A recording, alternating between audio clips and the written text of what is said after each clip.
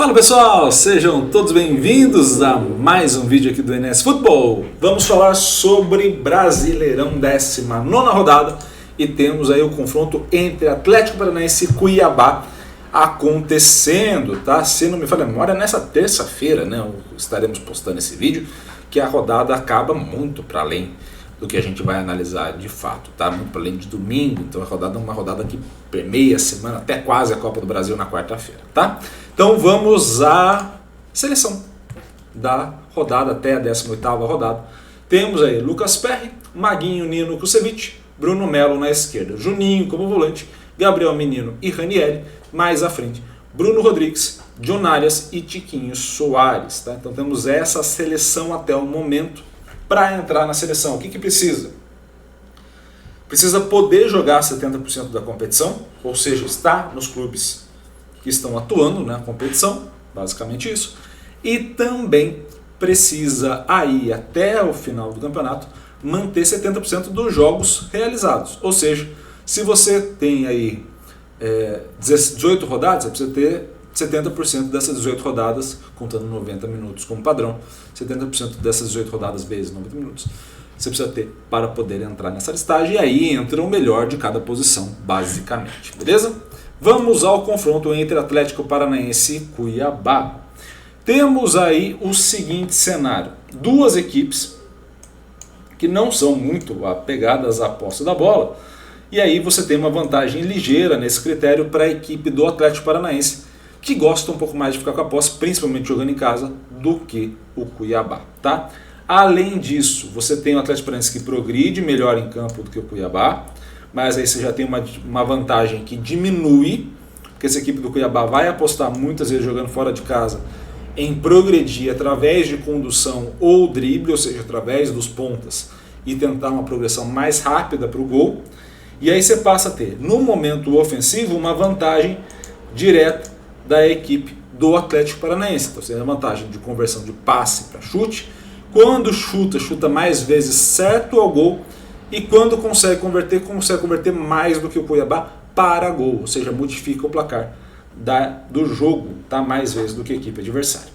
Quando a gente olhar para o lado da defesa, no momento defensivo, o Atlético recupera mais rápido, ou seja, deixa menos ações propensas para o adversário, também recupera com menos campo perdido para o adversário, ou seja, o adversário progride menos no campo do Atlético Paranaense do que vai conseguir progredir no campo do Cuiabá.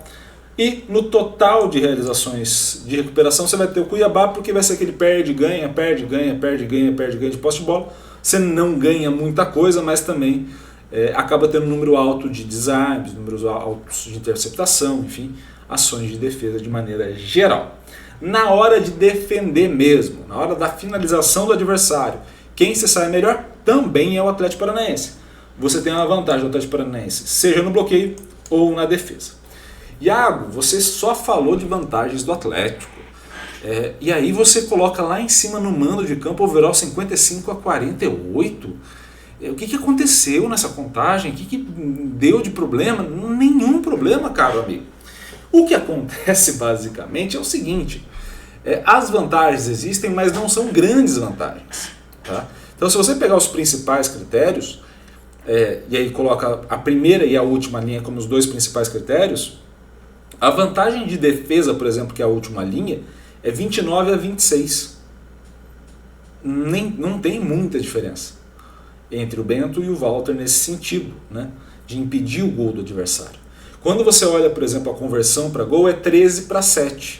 Tá? Nossa, é quase o dobro, eu sei, mas há equipes que fazem 30. Ou seja, 13 e 7 é pouco. É pouco para as duas equipes. Então esse é o cenário que você encontra. Uma vantagem para o Atlético, mas não é uma vantagem tão grande.